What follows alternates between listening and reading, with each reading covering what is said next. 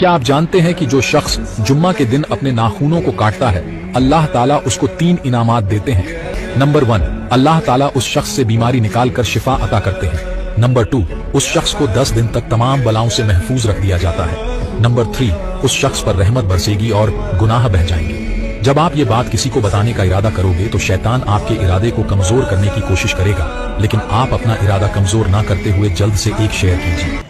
जो शख्स हर जुम्मा के दिन असर की नमाज के बाद सिर्फ 313 मरतबा मलिकुल मुल्क पढ़ेगा, पूरी जिंदगी भर उसे कोई चीज परेशान नहीं पहुंचे। के दिन की खासियत। नंबर 1, जुमा के दिन दुनिया बनाई गई। नंबर 2, जुमा के दिन आदम अलैहिस्सलाम को मिट्टी से निकाला गया। नंबर 3, जुमा के दिन यूनुस अलैहिस्सलाम को मछली के पेट से निकाला गया।